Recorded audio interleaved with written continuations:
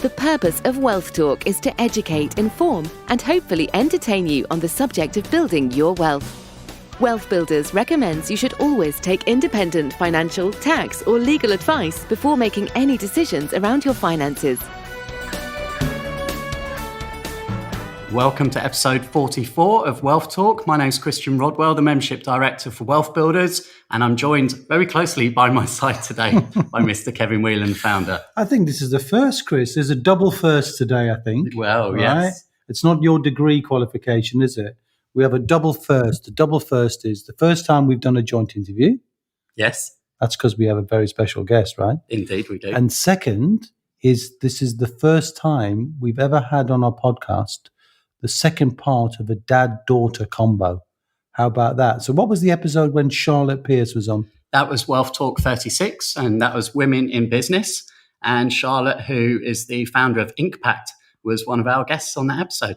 Yeah, and she did a great job, didn't she? She sure did. Very powerful, very, very enthusiastic lady, going great guns. And I understand she's recently announced that she's planning to be married soon. So, well, congratulations to Charlotte. And a proud dad to boot. Indeed. So before we introduce today's guest, Kevin, what are we talking about today? Well, we're still in the business pillar, Chris, right? So we're still focused on this idea of a business as an asset. But because of all the moving parts, people don't always understand that in the end, with the business, there's always an exit plan.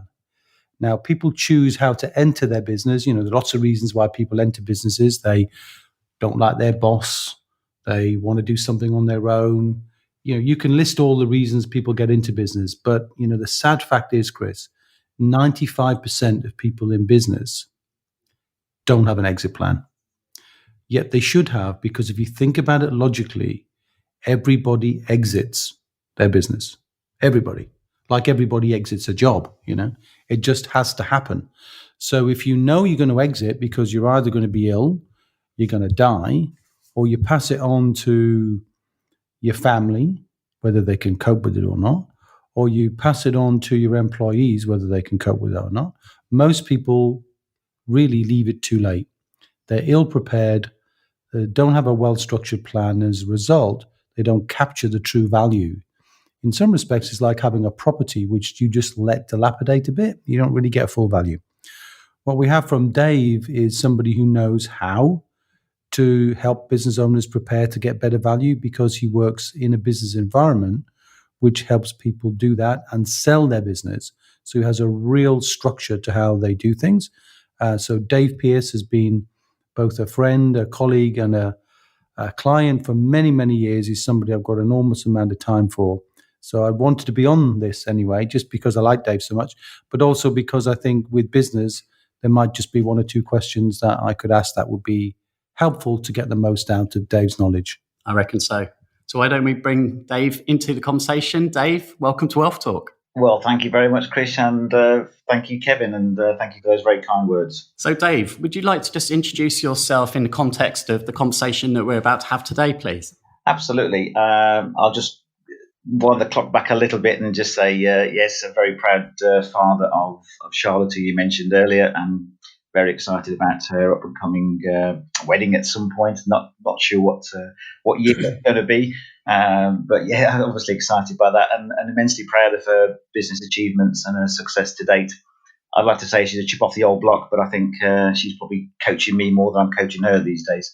But so that's that. And just in terms of myself, I spent a long time in the corporate world, and then decided, and actually quite closely linked to my first contact with Kevin, actually left the corporate world and got into business for myself many years ago now. And so I've known Kevin since then, and been involved in various different businesses, a lot in the franchising sector and some outside of the franchising sector.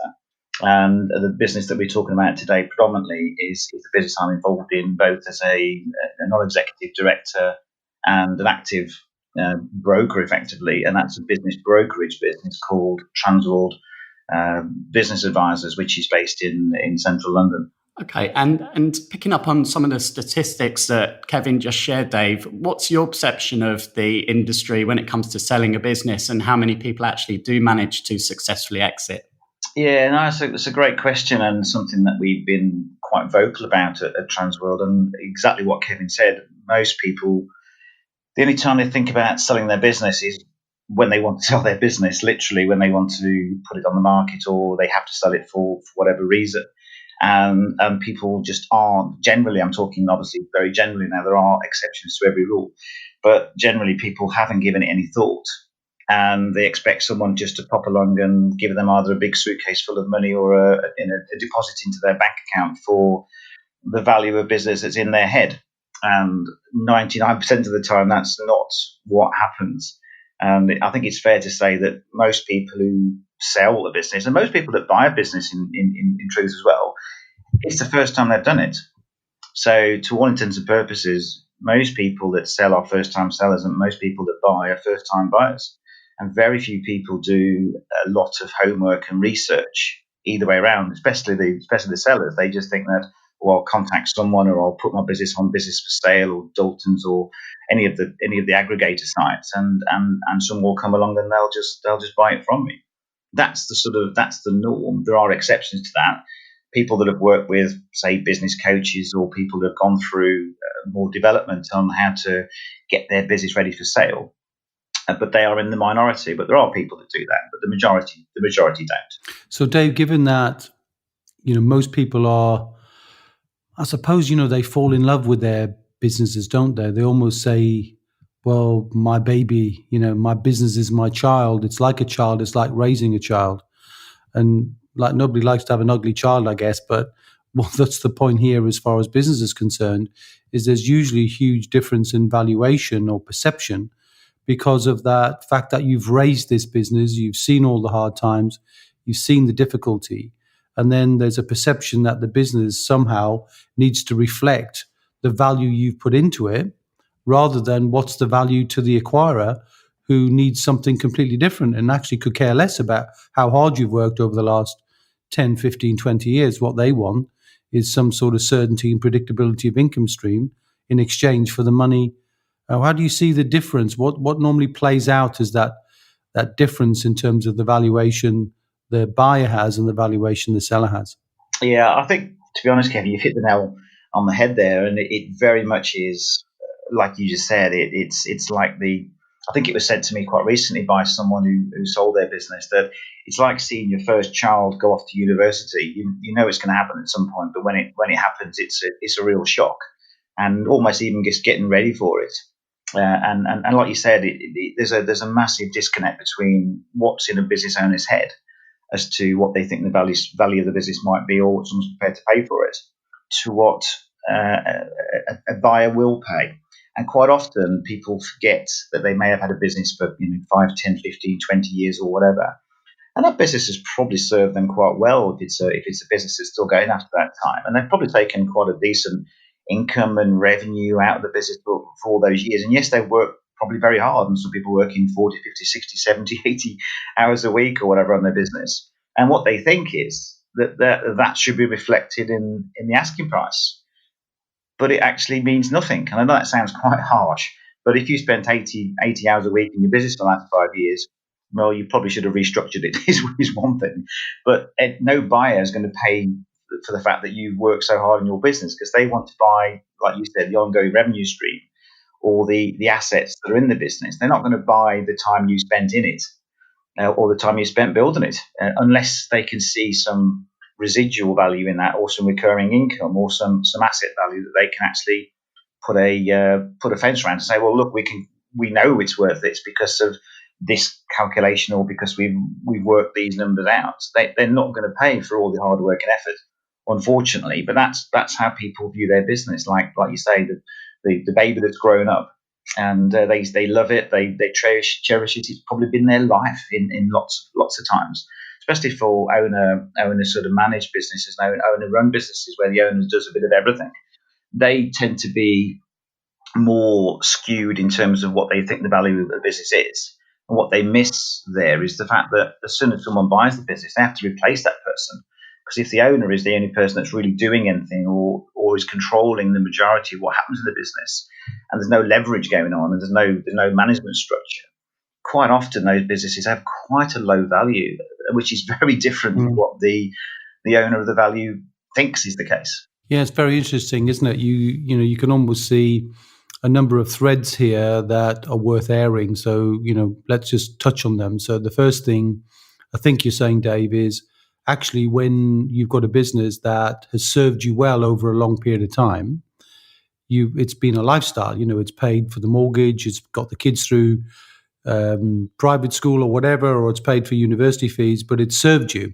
Yeah. And then at some point, you've got to serve somebody else. So, it's almost like you had a lifestyle. Hopefully you've done well, but now for whatever reason, you want to move on. And what are the kind of reasons why people want to move on rather than just continuing the lifestyle and just saying, well, look, it served me well. Why don't I just keep the business and therefore essentially buy it themselves and not sell it to anybody at all? Why don't they do that? Yeah, well, actually, some do, and those tend to be the businesses where the owners have done a very, very good job in managing themselves out of the business, and they've leveraged the business very well. They've got a proper team in place, they've got a management structure, and they can sit back either as a non-exec or a director that doesn't need to be hands-on, and they can pick and choose. It comes back to some of the philosophies that you teach and preach, Kevin, about leverage, and business is no exception there. So there are a few that do that. The majority, they sort of get to the end of the road. They either get to the point where they've done enough years that they just need out. They're just sort of done with it. Some people obviously sell because the business isn't doing as well. The business might need a refresh. It might need a fresh pair of eyes. It might need fresh thinking coming into it. Or there could be a change in circumstance. Quite often, that's the situation as well, where maybe the owner wants to go and live in a different part of the country, maybe a different country. Maybe there's been some kind of family challenge that they've encountered, and that's another reason why a business might be sold. There's a massive variety, but the vast majority of the ones that we come across tend to be they've either got to the end of the road and they're sort of done with the business, and they want to reap the rewards of a few years worth of not working and taking the value out of the business and capitalising on their assets. And some people have actually done it on purpose, if that makes sense. So they've specifically built a business over a period of time to actually realise the asset. They've actually done it with that in mind. That's the minority rather than the majority. The majority, they start thinking about it literally when they want to sell it, and then have to then probably retrack a bit and change a few things. But there are exceptions where people, more experienced business buyers, I would say, they buy businesses, they restructure them, they sort of they take some cost out, they make the value better, and they'll resell it on, a bit like you can do with property. They'll sort of flip the business. But those people are doing it with absolute intent and purpose to do that. And again, they're probably in the minority as opposed to the traditional business owner that just says, "Well, I want to retire, I want to pack up and go and spend a few months or a few years sitting in the sunshine somewhere on the beach." Also, I can see there's lots of reasons, including, we can never guarantee our health, and relationships sometimes break up. I've seen people do that, and that causes a challenge with the business. But lots of reasons. But I can see that despite those reasons, there's almost always, whatever the reason is, a fundamental mismatch between the value they think the business is worth and the value, if they're looking to sell either a portion or all of that business to an acquirer, then, which I understand why they would do, because only an acquirer is going to pay, potentially anyway, a premium price. If they can get what they want, you're not going to get a premium from your kids, and you're definitely not going to get a premium from your staff, because nobody's going to buy it from you. So if the idea of selling can give you a premium, the mismatch seems to me to be a fundamental tool or fundamental tool that's needed to help people kind of get to a place where they're planning the value or they know the value. So if you think about a piece of property, Dave, you mentioned property as an asset. If you want to know the value of your property, it's pretty easy to go get it. Yeah. If you want to know the value of your pension, you just look it up online. You can see your stock market, you can see what it is today, and you can look it up online.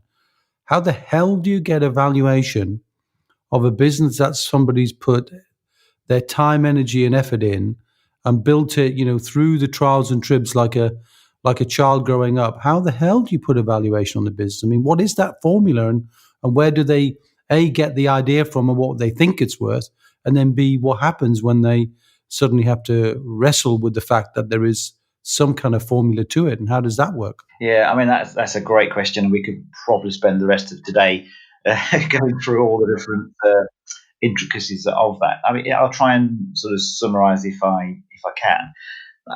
I think there's a lot of factors that come into play with this. It really depends on the type of business, the area that business is in, how it's been built, what type of revenue it has. If it's got recurring revenue, for example, as opposed to having to keep making product sales on a daily, weekly basis, the structure of the business, the management team, there are lots and lots and lots of factors. How good it's been set up, how well it's documented.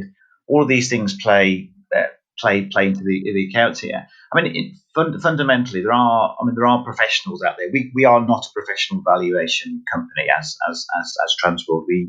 We help people to understand what the business could be worth on the open market, but we don't do professional valuations. You can engage with specialist accountants that will do a proper valuation on your business. That tends to be for much bigger businesses, I would suggest, because it's a fairly costly exercise, and you need to have a very, very good handle on all your records. Your accounts need to be well in order. Everything needs to be well documented, and an accountant that specialises in that will be able to give you a very sort of precise valuation based around the balance sheet and the P&Ls of the business going back over a number of years, and that will give you a starting point. We tend to obviously work with businesses of varying sizes, everything from your local shop, takeaway, restaurant, up to very, very large multi-million-pound turnover engineering businesses, and so on and so forth. And we as a business, and this is sort of industry information really, we tend to work on sort of 3 different calculation methods that we talk to business owners about. And this is quite an interesting conversation that we have with business owners, because they're not normally sort of ready for it, because they've got this figure in their head. And that's the starting point. You talk to most business owners and say, hey, Mr. Smith, you've been running this business for 20 years, and these are your numbers, this is what you take out of the business, and blah, blah, blah. What would you take now if I wrote you a check out for it? And most people have got a figure in their head. God knows where it comes from. They've got a figure. And then what we say is, okay, how did you come to that figure? And they have all kinds of weird and wonderful ways to justify it. And then we say, okay, well, let's put some science behind your sort of thought process. And we talk to them about 3 different sort of valuation methods. And crudely, for smaller businesses, we can work on what's called a percentage of gross sales. So what this is, basically you take the gross revenue for a business and you apply a percentage of that to it, and then you effectively apply that percentage to the revenue to come up with a suggested figure. That tends to work better with your smaller businesses, your local shops and takeaways, that sort of thing. And again, we use there's a book called the BRG Black Book. It's a bit like the valuation book that surveyors use. You're probably aware of it, Kevin. It's like a reference guide that you can go to. And in there, you choose the sector of the business, you put a load of different parameters in there, and it gives you some suggested multipliers based upon the different valuation methods. So there is some sort of science in this. So the percentage of gross sales is one of the ones we use. The second one we use, which is probably the most common one that we use for the size of businesses that we tend to get involved in, and that's called an SDE, which is Seller's Discretionary Earnings. It's a bit of a mouthful. But what that basically does, it takes effectively the P&L of the business, or the balance sheet of the business, and we work through those numbers. And what we then do, we work out what's called some add backs. So, for example, if the owner of the business is taking a salary or dividends or pension or other things out of the business that won't be there when that owner sells, we do what's called an add back. So we add those back into the calculations. And then we come up with the discretionary earnings figure.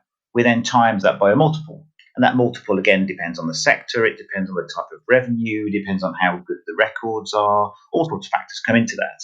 So for most businesses, again, this is very, very much rule of thumb. But if you've got a seller's discretionary earnings figure of sort of less than 75K, we tend to use a 1 to 1.5 times multiple for that. Between 75 to 100 goes to between 1 and 2.5, 2 to 500K, 2 to 3.5, 500 to a million, 2 to 4, and over a million. You tend to move to the slightly different calculation, which is an EBITDA method of calculation. That's a slightly more laborious and sort of harder calculation for most businesses, because they don't tend to have the detail of the figure. So much bigger businesses, we call it an EBITDA calculation, which is basically earnings before interest, tax, depreciation, and amortization. And that's effectively what the EBITDA stands for. And then we use a multiple based upon that. Again, depending on the sector, depending on if it's got a recurring revenue or if it hasn't. And those are two of the most common ones. And then the third one we use is what's called an asset method. So basically, you define the assets of the business plus a percentage for stock, and you again apply a percentage to that. We tend not to use that one quite as much. They're more specialised businesses that use that one. But it's normally the percentage of gross sales or an SDE EBITDA calculation. Those are the ones that are the most common. But just the final point on that one is when you go through these numbers, because obviously, as we all know, people that run companies, especially limited companies, you maximise the position with from a tax point of view, and you will utilise the opportunity for putting stuff through the business, which is all legitimate, but obviously reduces your profits. Yeah. So you then have to look at that and say, well, you almost like can't have it both ways. If you're utilising the business well and you're taking good tax advice, you might find that the valuation of your business is a little bit less or quite a lot less than you might think it is based upon these numbers. And quite often when we do this number calculation and compare that to the expectations of the owner, this is where you can get quite a big difference. I mean, quite significant. And that's always a difficult conversation, as I'm sure you can imagine. So what are so let's just take stock here, because some of that stuff was quite complicated, right? But if we were to try and put put a number on something like not an untypical number, say, I'll make it up so I'm not putting words in your mouth, but let's say if I assumed, for the sake of an argument, on EBITDA, you kind of profit multiple, say it's a reasonable sized business. They don't have big assets, so we're not talking about that. And definitely, they've had good income from their business, but there's some value in the business continuing. It's not just them drawing it out. Say it was 3 times, the EBITDA. So if they've got a profit of £500,000 and we talk about 3 times that, is how different is that from their expectation, say? Because some of the multiples you're talking about there, multiple of SDE, 7.75 to what it's like 1 times a year. That's got to be a shocker. Yeah, absolutely. And that's you're absolutely right, Kevin. And it's quite a shock to most business owners when you go in and say, well, actually, your SDE or your EBITDA, whichever one we do it, is X. Let's use a figure. Let's call it 100K. And based upon the sector and the way the business is structured, say, okay, well, 100K, the multiple that we're looking at here is 1.5. That means it's worth 100 or 150K on the market. Yeah. Quite often, that seller has probably got a figure of 300 to 400K in their head. Quite often, right? It's very much that discrepancy. It's always a big discrepancy. Very rarely do you get. Yeah, I totally agree with that. Does that lead to the possibility that the potential seller gets so cheesed off with that difference that they go, sod it, I'll just carry on running it? Yeah, sometimes they do. Or the other option that we talked about is to the seller say, look, there are ways that you can make your business more valuable, but you've got to allow time for those factors to play out so that they can be seen by a potential buyer. And that's the challenge we have. Is that, that's good. It takes and that's smart, isn't it? For those figures to come through, because the buyer's not going to look at 1 year's worth of results. They will, and it will be a factor what happened last year. But they're looking for trends as well. They're looking for the trends over the last 3 years. So if all of a sudden you do something different, that's okay. But if you've been doing those things for the last 2 or 3 years, getting your business ready for sale, it makes a massive difference in what you're going to get for the business. Huge difference. So, Dave, we talk a lot in Wealth Builders about asset income, and often people will call that recurring income. What are you seeing as the difference in the valuation of a company when the business's focus has been very, very strong on providing a recurring income model, so the acquirer knows the predictability of the income? Because the income is predictable, you don't need the owner to be there, which is always a a big problem in selling a business if it's depending on the owner being there. What are you seeing fundamentally out there in the real world? A, are people actually focusing on recurring income at all? And B, if those who are, do they get a higher multiple in all calculations? And if so, what magnitude? Yeah, great question, really, Kevin. And the answer's yes, they do get a much better multiple if they can prove recurring revenue that is not dependent on the owner being around. You tend to find less people sell those businesses, in all honesty, because obviously if they're that way inclined, especially if they've been through any of your programs, why not just keep taking the recurring revenue for infinitum, really, and possibly even pass that recurring revenue on to someone else in the family. But the ones that do sell, then you would probably get. If it was a non-recurring revenue and it's based upon just making sales all the time, it depends whether those sales are contractual or non-contractual. But say the sales of a business are non-contractual, you've got to keep on finding customers day in, week in, and all the rest of it, as opposed to recurring revenue. You're probably looking at if it was a 1 times multiple or 2 times multiple for the where you find the customers all the time, you're probably looking at double the multiple if you can prove recurring revenue. Right. So let's just say that again, right? Let's just say that again in a different way. I'm going to say it in a wealth builder way, and just tell me if I didn't put these words in your mouth, you said them. If I know what I'm doing and I think about creating a business with recurring income, I can keep it and carry on banking the recurring income. Or if I choose to sell it, either all of it or part of it, from somebody who does this day to day, the value of my company can be double the value of a company that doesn't do that. Absolutely. Is that what you're saying? Spot on. Absolutely spot on. Right. So from the listener's point of view, the lesson here for me is, yes, you must prepare and think very carefully about your exit, knowing your exit's always going to come. But if you can, why not spend some time thinking about what proportion of your business can generate recurring income? And even if it's zero, just like our students start with zero income recurring in their wealth plan, Chris, what if we could encourage business owners to go from 1% to 5% to 10% to 15% and start building that recurring income, so that no matter which formula, whichever exit route they choose, knowing an exit route is always going to come, they've got potentially double or more in some cases, if they do it really well, the value of a company compared to somebody who didn't do that. I mean, that's an outstanding issue, isn't it? Don't you think? It's an absolutely spectacularly big realization. What do you think, Chris? Yeah, absolutely. And for someone listening now, Dave, who is a business owner, perhaps, they're overwhelmed, they're short of time. What would be, if almost you were to do a quick self-audit with them, some of the first steps they could start thinking about to make their business more sellable? Okay, great point, Chris. And the first step in that would be, and again, we see this quite often, is when we talk to potential business owners, okay, well, furnish me with your information on your business. They have very little or nothing in terms of documented information about the business. Even the financial, sometimes the finances are just not in order. They don't have very good records. They have a very basic return that they have to do for HMRC and the accountants, all the rest of it. But the better the records, the more accurate they are, then that's a great start. So if you aren't keeping very precise, accurate records on your business now, then start. Definitely engage with someone who can help you, whether it's an accountant, a tax advisor. It's like everything, Kevin, as we talk about a lot in the past, is having your power team around you, and the business owner is no different. You need the right advisors to help you getting your business in shape. So whether that's a coach or an accountant, tax advisor, whoever, and work with these people, because they will help you to get your business in better shape. But definitely records, definitely documentation.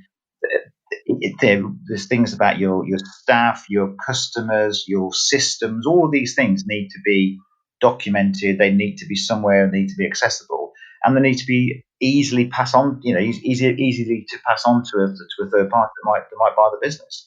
So it's getting your house in order, I suppose, is the message there, Chris. And Chris, if we listen back to the episode from Richard Perry, he talked about the value builder metrics the key things you could focus on. Dave's touching on those automatically, isn't he? Getting your finances in order, having a robust plan, what percentage of the income is coming from recurring or not, the dependence or otherwise on the business owner. So just maybe even listening back to that and kind of looking at those points and gradually getting themselves ready for business. Because it's often said, I think, that business owners don't own their business owns them. Because they get caught up in all of this day-to-day stuff, that they don't take care of these things because it's paying for their lifestyle. And if it's paying for your lifestyle and you've got money in your bank account, you're happy.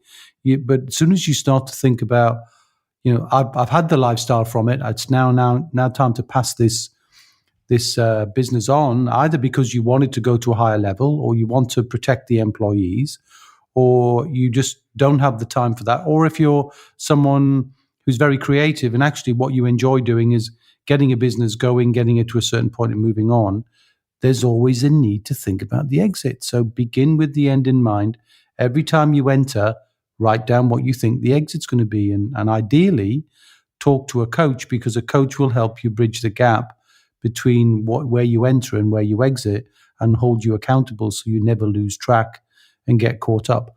I know I'm rambling a bit, but I think Dave is really helping us get living evidence of all of these principles that we've been sharing on Business in Practice. Yeah, I think it's been fascinating chatting to you today, Dave, because it really has encapsulated all of the lessons from the previous few weeks where we've been talking to different guests about the different parts of the business that all make up that whole, which is what we're talking about today. And we know that overwhelm is a big challenge for people, and thinking about all of these things that they know they need to do, but the day-to-day business just obviously controls them. And so it really is about just kind of having a bigger picture, isn't it? And just kind of breaking it down into the bigger chunks and what's most important, and just focus on those big rocks. Yeah, no, absolutely. I think working with good advisors, whether it's in your personal life or your business life, it helps you to set realistic expectations as well. And that's the other challenge we have here, is it's not just expectation on value, it's expectation on the whole process. So, again, I'm sure we're running out of time very quickly because we could spend a lot more time on this, but the expectation of a business owner in terms of how long is it going to take to sell my business? That's a great question. It's normally a lot longer. Not only how much am I going to get from business, how am I going to get it?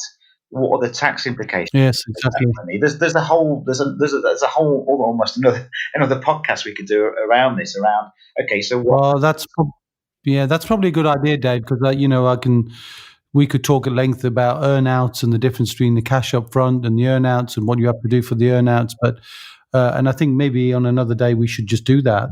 And so in the context of helping people get ready, just to think about exits, Dave, you and your colleagues at Transworld, you know how to do this.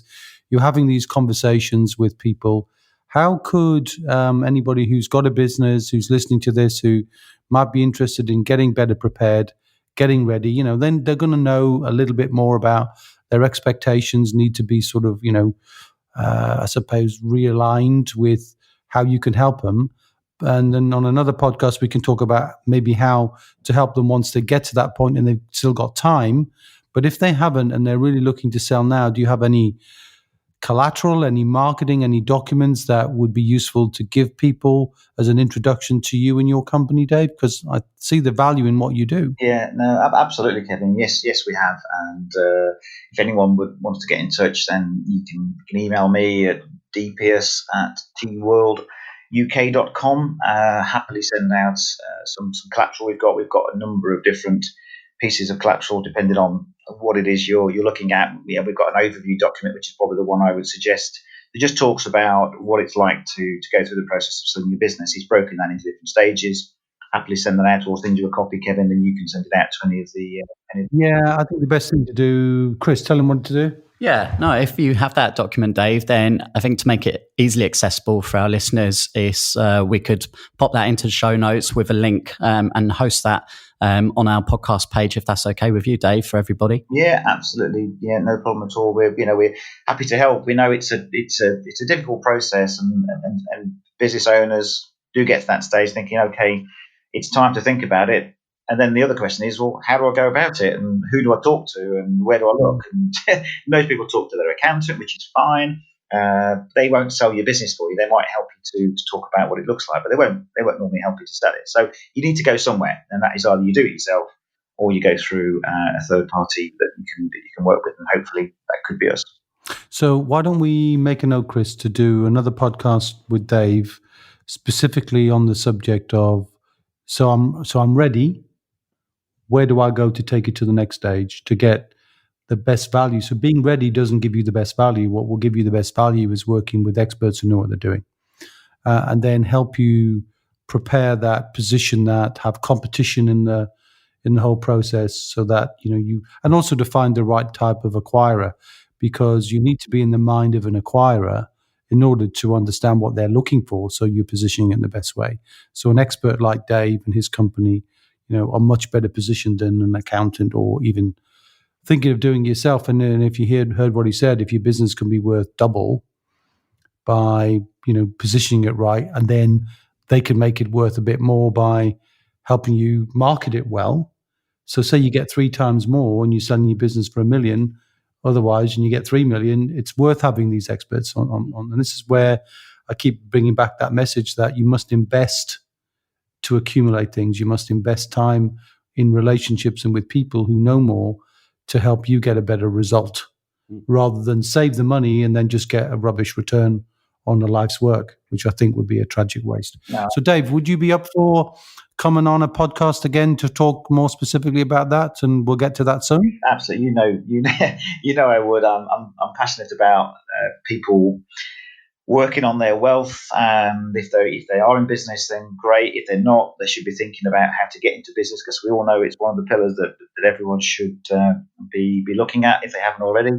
So absolutely. And we haven't touched on buying a business. There's plenty of people out there. We can talk about that. We can talk about how you finance a business, how you structure it, and very close to your heart, Kevin, is, so what do you do when you've sold your business? Because if you've done well, you've got 3 times your revenue, and it's a £3 million business or whatever. What are you going to do with it? Well, exactly, Dave, and that's another podcast. So now he's not just angling, right, to be double first with his daughter, right? He wants to be the first person who has 4 consecutive podcasts in a row. Dave, I know you're a man who wants to share and give great value, and thanks for acknowledging that thing back as well. It is a sad fact that if people do sell their business, even if they're ill prepared, but they do take a check, and they've no experience in understanding different wealth building assets, and they get a check, they've no hope of really deploying that money to get a great outcome. So the lifestyle the business was giving them by being there, when they sell it, that lifestyle invariably deteriorates significantly, because you stick £1 million in the bank, what are you going to get in return? Not a lot. Yeah. If you stick £1 million in the stock market, you've got an uncertain life and maybe 4% on your money, so 40 grand for $1 million. Well, that's probably not going to keep you in the life that you've been used to in your business. So lots of great points raised, Dave. I'm going to thank you for your time today, and we'll look forward to seeing you on a podcast sometime soon, Dave. Thanks again. Thanks very much, Kevin, and thanks, Christian. Thanks, Dave. Okay, so that was a fascinating conversation with Dave there. I think what I picked up on, especially Kevin, is just the complexity around selling a business. But you can start quite simple, just by getting your processes in place. And even if you're in business now, you can begin with that, and certainly start from the beginning by just documenting what you're doing. Yeah, I mean, if we do the same with wealth building, don't we? We ask people to take care of a foundational element of the core things they should do, like debits, like things that they should be doing to get their act in order, get their roof protected. Well, you could just do the same thing with business. Make sure you set the business up right. You've got the right sort of easy accounts thing. You don't just accumulate a shoebox full of stuff. You begin with that end in mind, knowing that the more accurate, the more complete the data, the easier that problem's going to go away. You begin from zero is so easy, isn't it? So, and then as you just do the business, and then you just document the processes. So when you've got things and you're doing them, build the process. Think about recurring income. That's a process. Think about what your exit plan is, if you're ready for that. What's the outcome you're looking for? Because the thing that business owners, I find, don't ever think about is what's the purpose of the business in the context of their overall wealth. So, Dave said he asked the questions. You remember those are kind of cheeky questions at the beginning.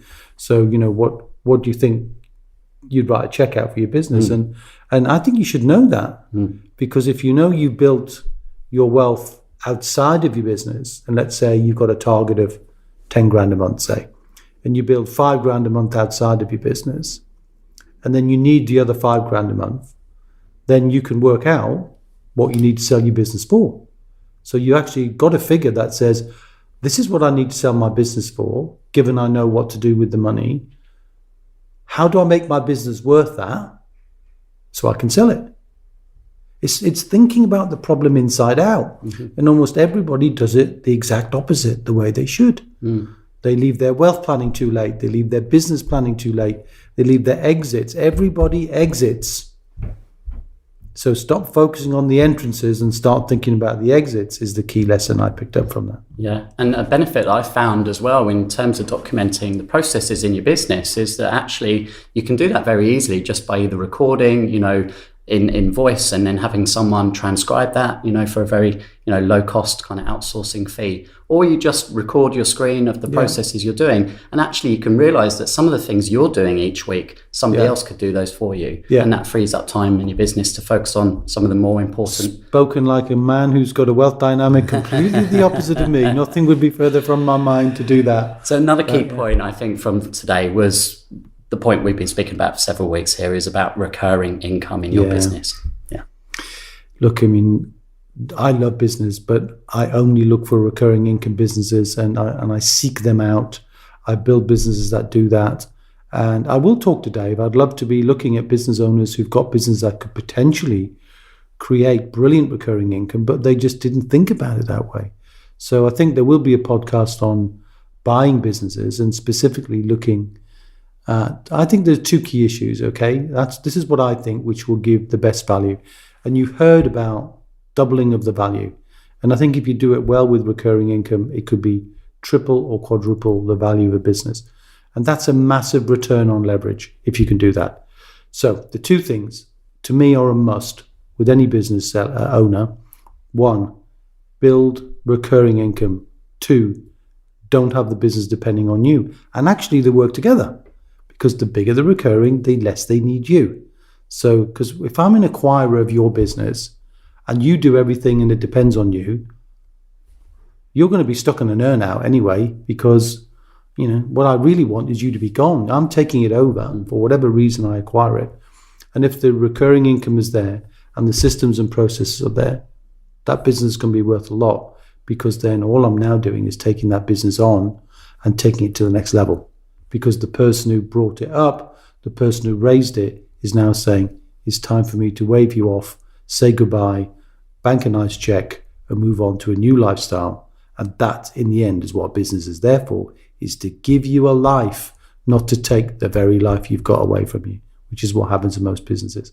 I'm off my soapbox now, and I'm off to Florida. So I'm going to see you soon, Chris. Well, I'm going to step into the hot seat then for next week's episode. And we're actually going to take a step into our next pillar, which is the pillar of intellectual property. And I know we're not finished with business completely yet. No. But we've got a very special guest coming next week. So whilst you're away playing golf, I'll be... You going to tease everybody, or are you going to drop a little hint? Well, it's a very well-known disruptive entrepreneur. Oh, I think I know who you're talking about. Many people in the property scene in the UK will definitely recognise that. And he's got a lot to share, hasn't he? He is disruptive, which means in many respects, like everything disruptive, you're going to like it or you're going to loathe it. It's like Marmite, isn't it? Some people like it, some people loathe it. But I think, the content, and of course I've heard it, Chris, is bloody good.